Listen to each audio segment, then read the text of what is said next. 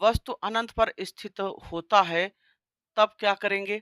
तब हम लोग देखेंगे कि ये हमारे पास एक अवतल दर्पण है, हमारे पास ये एक अवतल दर्पण है और इस अवतल दर्पण के ध्यान दीजिएगा, ये हमारे पास अवतल दर्पण है और इस अवतल दर्पण का ये क्या है बच्चा?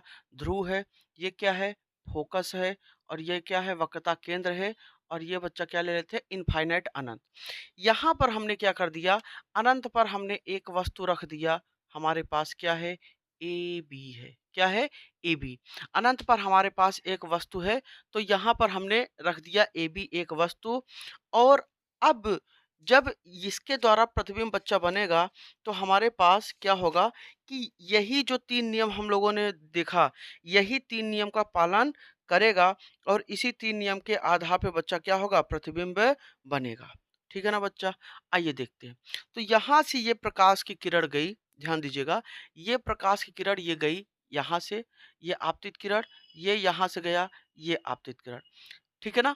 अब यहाँ से देखिए बच्चा, ये क्या है? ये मुख्य अक्ष के समांतर गया है। तो हमने क्या नियम पढ़ा है कि मुख्य अक्ष के समांतर जाने वाली प्रकाश किरण परावर्तन के बाद कहाँ से होके जाती है? मुख्य फोकस से होकर जाती है। तो ये बच्चा कहाँ आया? ये मुख्य फोकस से। ये हमारा क्या हो गया? परावर्तित किरण हो गया। ये कहाँ से गया? ये बच्चा मुख्य फोकस से होकर गया। ये हमारा क्या हो गया? परावर्तित किरण हो गया। और आप जानते हैं कि परावर्तन के बाद 2 किरणें जहाँ पर एक दूसरे को काटती हैं, वहीं बच्चा क्या बनता है? प्रतिबिंब बनता है। क्या बनता है? प्रतिबिंब बनता है। अगर ये लाइन रियल है, तब कैसा बनेगा? वास्तविक बनेगा। अगर लाइन ऐसे काट रही हैं, तो ये आपका आभासी लाइन है। तो यहाँ प्रतिबिंब हमेशा बच्चा कैसा बनेगा? आभासी बनेगा।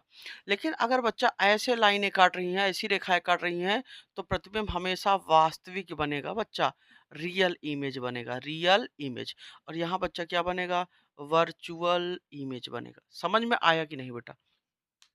तो यहाँ पर ये क्या हुआ है? ये काटा है, तो हम लोग क्या लिखेंगे? ध्यान से समझिएगा। हम लोग लिखेंगे, क्या लिखेंगे कि जब वस्तु अनंत पर स्थित हो, तब बच्चा क्या होता है? प्रतिबिंब कैसा बनेगा? वास्तविक बनता है। कैसा बनता है बच्चा? वास्तविक बनता है।